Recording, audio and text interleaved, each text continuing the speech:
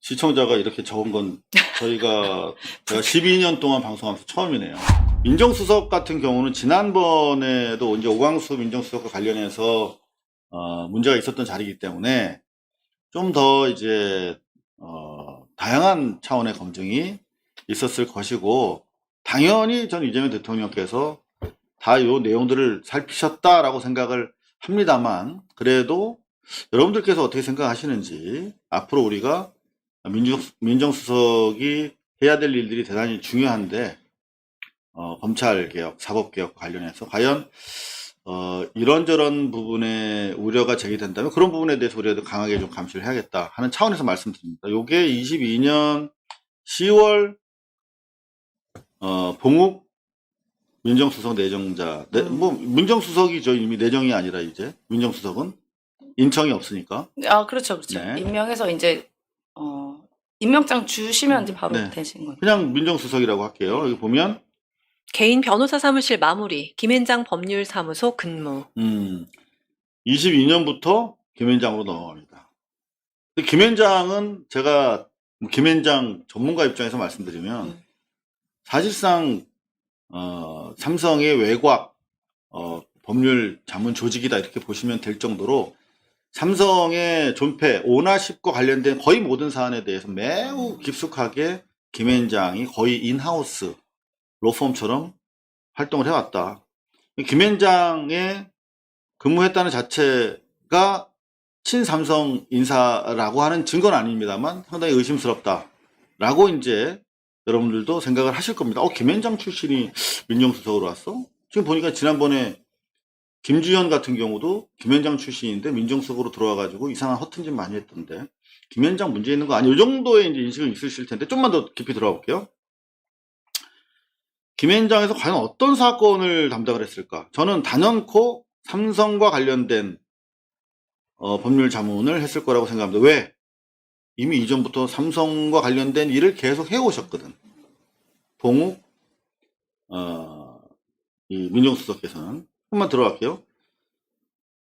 봉욱과 관련된 내정 기사가 모두 어느 신문에서 단독으로 계속 나왔어. 특종이. 어느 신문이었게요? 중앙이겠죠? 중앙일보. 그렇겠죠. 중앙일보만 알아. 네. 제가 청와대를 열심히 취재하고 있는데 저도 몰랐어요. 봉욱인지는. 근데 중앙일보에서 한 번만 특종을 한 게 아니야. 계속해. 자, 보세요.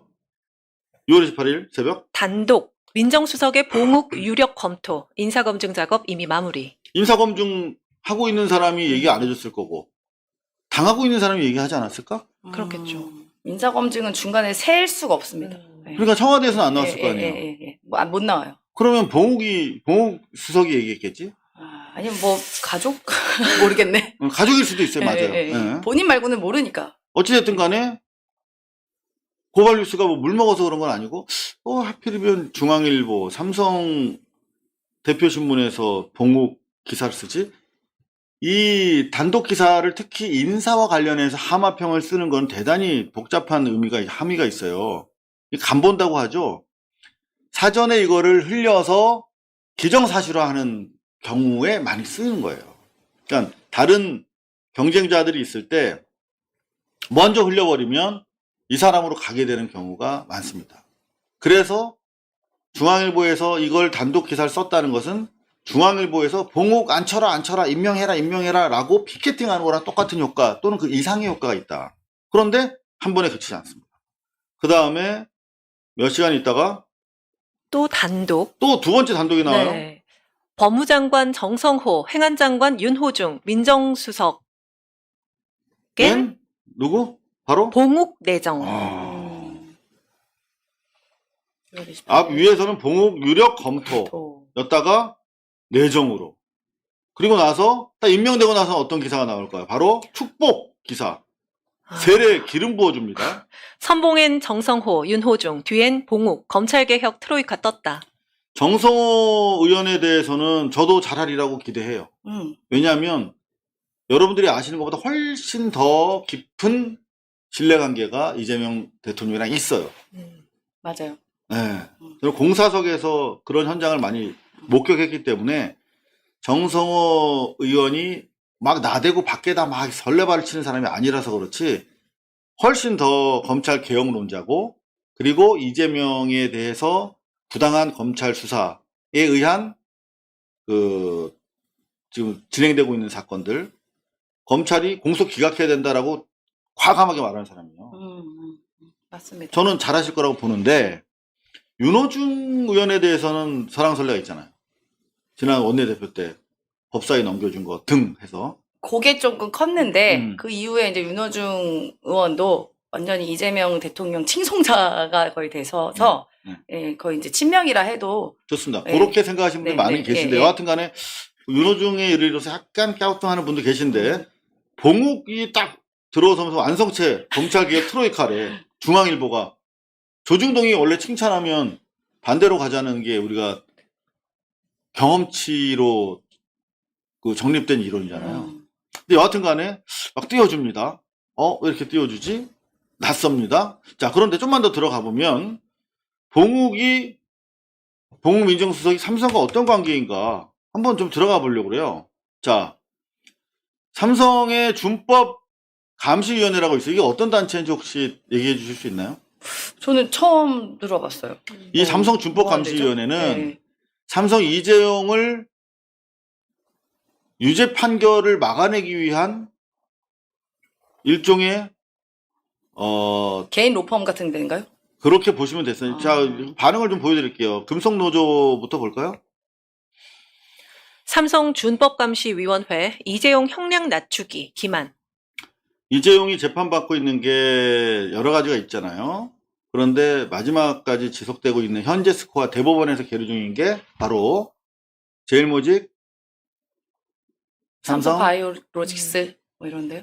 물산. 삼성물산. 예, 삼성물산이랑 제일모직이랑 합병. 세우고 고려를 삼겠다라고 하는 합병 과정에서 결국은 우리 국민연금이라든가 네. 상당한 투자자들이 피해를 봤다 해서 국제소송까지 있고 그 돈을 우리가 물어줘야 될 판인 그런 사건이잖아요. 맞아요. 그리고 또 뭐 그 이후에 또 뭐가 있습니까? 삼바, 삼성 바이오로직스 분식회계 사건이 있습니다. 네. 자, 요것들과 관련해 가지고 지금 2심에서 5년인가까지 구형을 받았을 텐데 2심 재판부가 무죄를 때려주면서 삼성 준법감시위원회를 두고 네가 재범하지 않는다라고 준법감시위원회 감시를 받으면 무죄 줄게. 뭐 이런 취지로 해석될 만한 상황 속에서 급조된 위원회예요. 그러니까 사주 이재용 무죄 만들기 위원회입니다.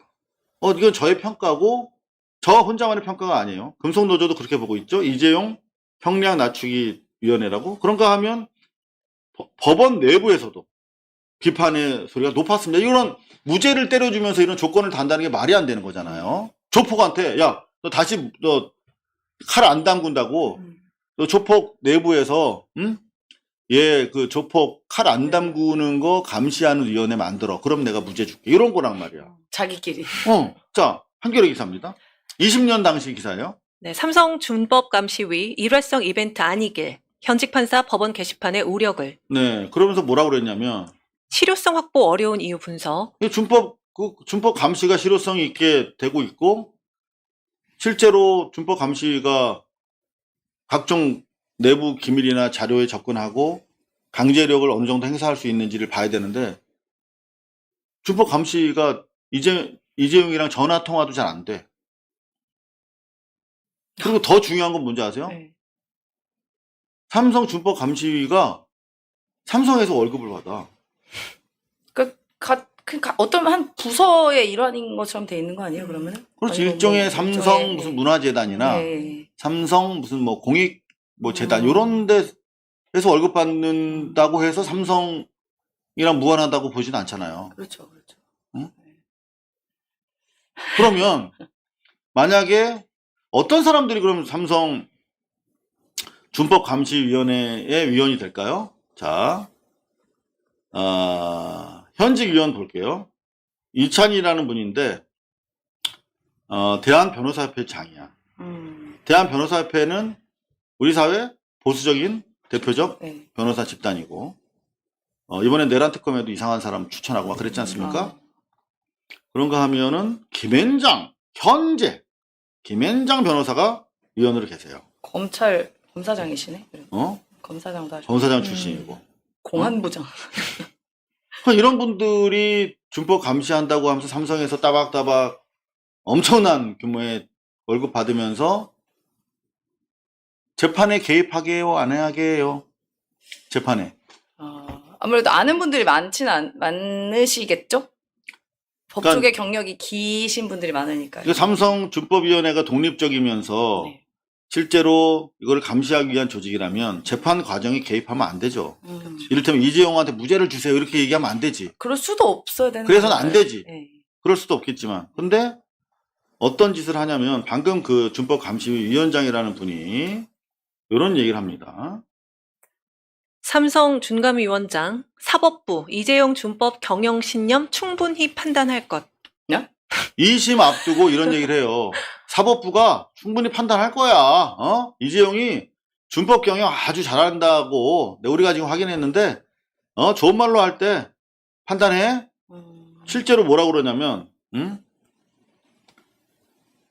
자, 이 위원 이제 2심 구형 딱 5년이가 받고 이제 최종 판결 앞두고 이런 얘기를 한 거예요. 언론 앞에서.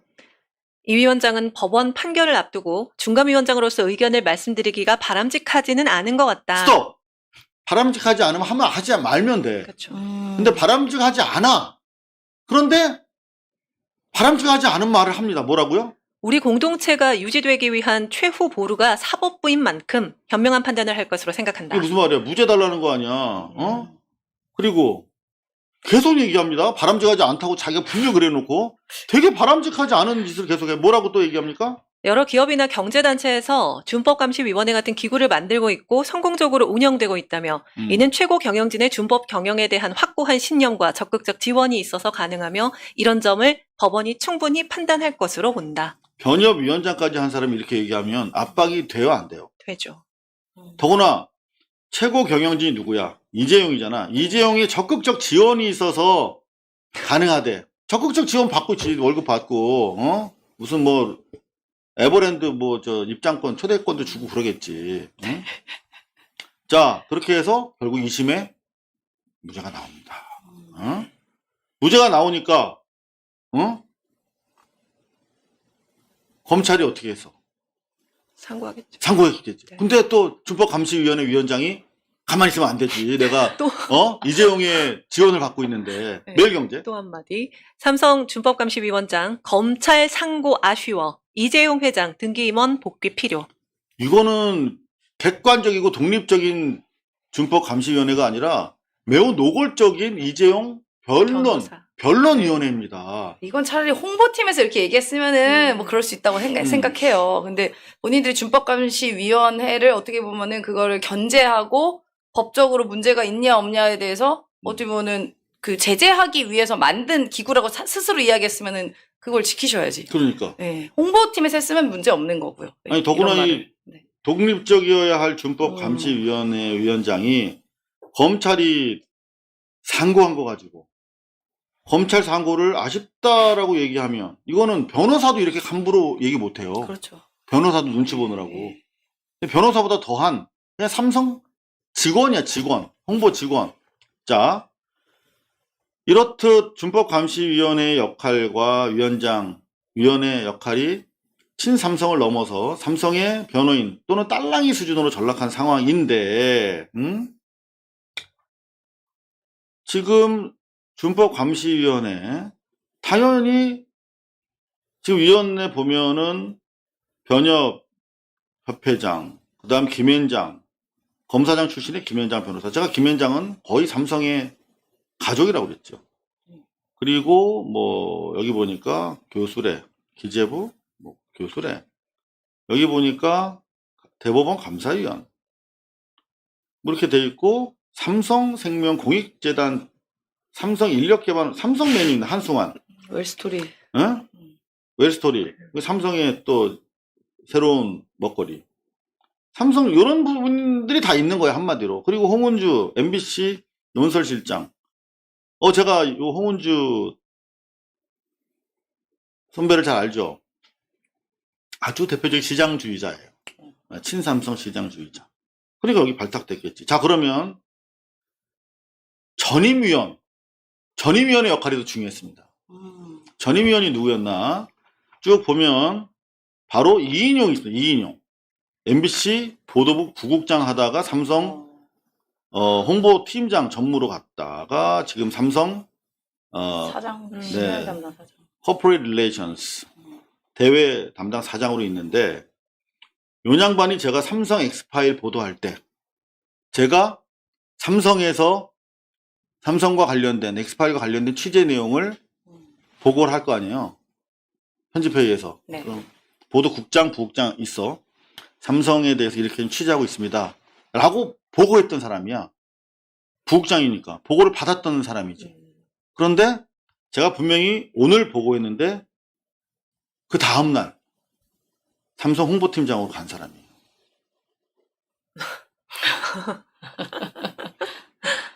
제가 얼마나 황당했겠어요.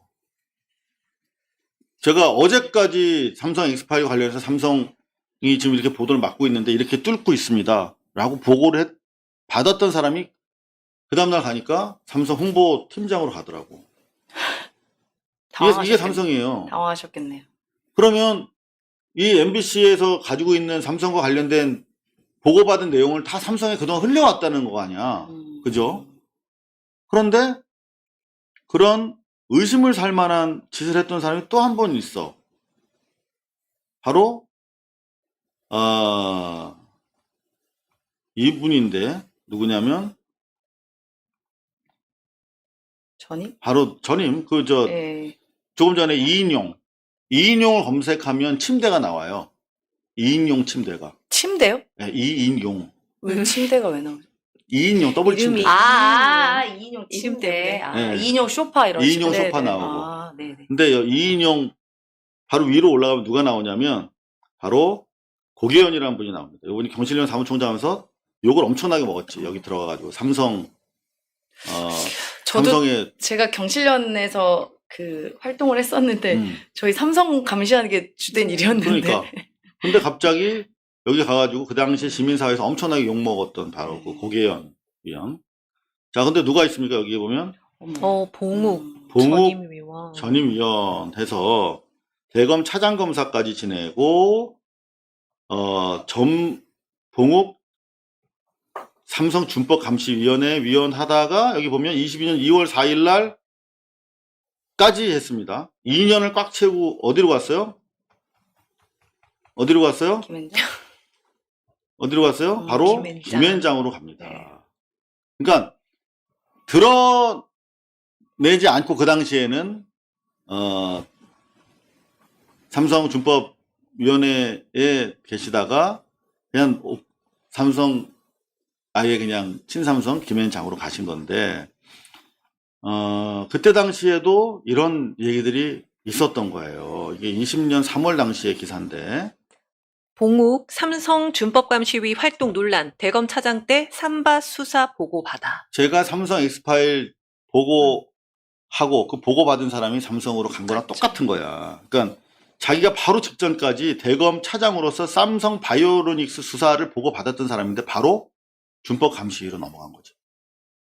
이건 대단히 사실은 자정기관에 있었던 사람으로서는 해서는 안 되는 그런 일을 한 거죠. 경실련에서 변호사협회에 징계요구까지 했어. 근데 그 경실련에 있던 사람도 아까 보니까 뽑아갔어. 있었죠. 예. 네, 그게 삼성이에요. 예. 그래서 제가 삼성 엑스파일 보도를 하려고 10개월 동안 MBC 안에 싸울 때 하나씩 제 주변 사람들 다 삼성이 뽑아갔어요. 저한테 보고를 받던 부국장도 뽑아가고 저랑 제일 친한 친구 맨날 저랑 상의했던 친한 친구도 뽑아갔어. 삼성 경제연구소 얘가 그때 훨씬 저보다 어린 아이인데 그냥 평기자를 상무로 데려갔어요. 삼성이 그런 거 진짜 잘하는 것 같아요. 다 오히려 빼갔어. 본인들한테 근데 선배도 비판하는 빼가고. 사람들을 응. 자기 옆에다가 두고, 그러니까 약간 소위 말하면 돈으로 입틀막 하는 느낌이랄까? 그런 걸 좀 잘하는 느낌이 좀 있습니다. 네, 봉욱 삼성이. 민정실장을 그런 식으로 데려간 거예요. 삼성과 관련해서 쪽 뽑아서 자기는 안에다가 옮겨놓은 거라고 저는 제가 타도 다 많이 당해봤으니까. 그렇다면 이런 것들을 이제 청와대에서 다 뭐 확인을 해줬겠지만 큰 문제 안 된다고 판단했고 뭐 이런 것 때문에 더 열심히 하겠지라고 기대할 수는 있습니다만 결국은 삼성 기득권을 우리가 지금 흔드는 거잖아요. 자, 검찰 개혁이 힘을 받을까요? 잘 아니까 지금 선택을 했을 텐데 얼마나 많은 로비가 들어오겠어요. 로비로부터 자유로운 사람이 아니잖아. 이미. 그런 부분 때문에 법무장관이 더 세게 그리고 청와대에서 더 세게 봉욱 민정수석을 일을 시켜야겠다. 정신 못 차리게. 그런 생각도 해보고 하나 더 좀 보여드릴게요. 오늘 이제 결국 사법개혁이라는 게 이제 검찰개혁에 이어서 사법개혁인데 이 기사 보셨죠? 노컷뉴스. 네. 전국 법관 대표회의 의견 없이 종료. 5개 안건 모두 부결. 전국 법관회의가 그나마 이제 법원 민주화를 위한 평 판사들의 모임인데 여기서 지난번에 조희대 씨가 대법원에서 파기환송하면서 사실상 사법 구태타를 이재명 후보에 대해서 저질렀고 그것 때문에 전국 법관회의가 열린 거 아니겠습니까? 법관 대표회의가. 네. 근데 126명 가운데 90명이 참석해서 공정한 재판과 관련된 어떠한 의견도 의결하지 않았다는 거예요. 왜 모였대요? 왜 모였대? 뭐야? 그냥 뭐 분기 끝나가지고 한번 친목 모임 한번 하신 건가? 왜 모였지? 돼서. 신기하신 분들이네. 결국은 그만큼 이 젊은 법관들마저도 이렇게 보수화 또는 기득권화돼 있다. 내란 세력 척결이라는 것이 대단히 지난한 싸움이다. 이건 깊이 침투되어 있고 넓게 퍼져 있기 때문에 대수술이 필요한 거다. 그런데 봉욱 검사장, 삼성 준법위원회를 거쳐서 김앤장에 있는 그리고 삼성의 맨, 삼성 장학생을 넘어서 삼성맨으로 분류되는 봉욱이 사실상 우리나라 사법제도를 포함한 모든 기득권의 상층부에 있는 삼성의 사람이라고 하면 얼마나 힘을 받을 수 있을까? 자, 요게 일간지에 나온 부고기사입니다. 부고기사까지 다 털어봤어요. 자, 볼까요? 예상해. 예상해 전인천 변호사회 회장 별세. 자, 예상해 씨라고 인천 변호사회 회장님이 돌아가셨어요. 그 부고가 떴는데 쭉 읽다 보면 뭐가 나오냐. 맨 마지막에 봉욱 울산지방검찰청 검사장 장인상. 여기서 뭘 할 수 있어요? 사위이시구나. 아. 네, 인천 변호사회 회장을 지내신 분의 사위라는 걸 알 수 있죠. 그냥 변호사 업계의 성골인 거야, 이 집안이. 그러면 예상의 회장님의 따님은 지금 뭐 하고 계실까요? 처형. 예지회 판사. 예지 씨가 판사입니다. 네. 판사. 그러니까 이 변호사 귀족 집안의 판사의 여동생과 결혼을 하신 분이에요. 남편은 BK 성형외과 강남 신사당이 제일 유명한 큰. 데 아닌가요? 네, 제일 큰. 그 다음에 봉욱 민정수석의 아버지는 장기신용은행 은행장 출신입니다. 장기신용은행에 대해서 한 말씀 해주실래요? 이게 아마 제2금융권 은행일 거고 보통의 신용은행 같은 경우는 대부분이 건설사를 좀 끼고 있는 경우가 많습니다. 대주주가. 장기신용은행은 한 말씀 더 보태면 네. 이제 경영학과 나왔잖아요. 경영학과 졸업생들이 제일 좋아하던 은행 중에 하나예요. 연봉이 제일 셌어요. 여하튼 되게 부자 은행이었어. 근데 그 은행의 은행장이셨어. 응? 그런데 그럼 예지 판사의 성향을 보면 그 집안을 알 수 있잖아요. 뭐 보수적이겠지 당연히. 근데 어느 정도 보수적인가 상상하시기 어렵겠죠. 예지 판사의 대표적인 판결 하나를 소개해 드릴게요. 자, 서울중앙지법 민사항소 7부는 21일 예지 부장판사가 이제 7부 부장판사입니다. 21일 전교조가 명예를 훼손당했다며 전교조를 종북 세력이라고 칭한 원세훈 전 국정원장과 국가를 상대로 낸 손해배상 청구 소송 항소심에서 원고 일부 승소로 판결한 1심을 뒤집고 원고 패소로 판결했다. 원세훈이가 전교조가 종북 세력이다 라고 공격을 했고, 뭔 소리냐라면 전교조가 이제 명예훼손 손배소를 냈어요. 지금 일베 이직남들이 전교조를 공격할 때 항상 쓰는 말이 종북 세력이라는 말입니다. 빨갱이라고. 이게 원세훈에 의해서 공표된 거야. 원세훈이 어떻게 얘기했냐면 직원들에게 지시했어요. 전교조에서 똑바로 하라면서 제 종북 세력이라고 지시한 거, 지시. 근데 왜 여기 명예훼손이 안 될까? 이유가 나옵니다. 왜냐하면 피고 원세훈의 발언에 공연성이 없으니까.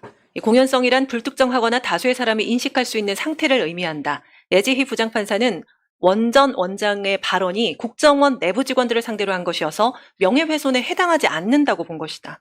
오히려 명예훼손보다 더한 거지. 이거는 지시를 했으니까. 지시한 거죠. 네. 댓글 공작 뭐 지시 이런 것까지 될 수도 있는 거죠. 그러니까요. 그렇죠. 그 팀도 있었고 실제. 명백한 불법 행위가 이루어졌음에도 불구하고 밖으로 안 나갔다 이거야. 발언은 밖으로 안 나가지 당연히. 방송에서 떠들지 않을 거 아니에요. 이건 저는 사실 이 판결이 되게 충격적인 판결이었거든요. 완전히 원세훈 봐주고 전교조 질러버리는.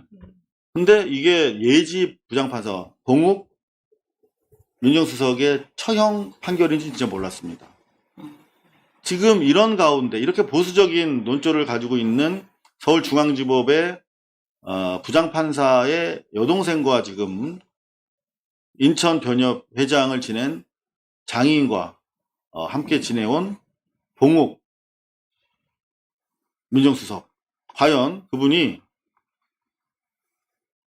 이렇게 젊은 개혁적 그나마 법관들이 전체가 모여도 대법원의 사법구태타에 대해서 이렇다 할 말 한마디, 입장 한 줄 내지 못하고 있는 법원, 사법부에 대해서 과연 개혁할 수 있을까? 단숨에 쉽게 되지는 않을 거예요. 그게 뭐 이게 하루 이틀 일이 아니고 몇십 년간 뭐 쌓아왔던 어떻게 보면 적폐들이 순간에 없어지진 않을 거라고 우리 국민들도 많이 알고 있을 거고요. 저는 의지가 제일 중요한데 일단 이재명 대통령께서는 그런 의지를 항상 보여주셨고 의견을 항상 얘기하셨으니까 일단은 지켜내는 봅니다만 이런 문제의식이 있는 것도 우리 시민들이 알아야 될 권리이기도 합니다. 만약에 모르고 막 이상한 짓 하면 왜 저러지라고 했을 텐데 만약에 일을 했는데 뭐 우리의 의견과 이재명 대통령께서 갖고 있는 철학과 의지와 좀 다른 방향으로 일을 만약 하게 된다면 우리 시민들이 저분 저래서 그랬었지 맞다 저렇지 하고 문제의식이 생길 거로 봐요. 그러면 저는 당연히 이재명 대통령께서도 이런 부분을 다 감안하셔서 인사조치를 하지 않을까 싶습니다. 네. 네. 저희가 1시간 정도 방송을 했는데, 시청자가 이렇게 적은 건 제가 12년 동안 방송하면서 처음이네요. 네, 불편한 건 이런 듣기 말씀이 싫으시겠지. 싫으신가 봅니다. 네.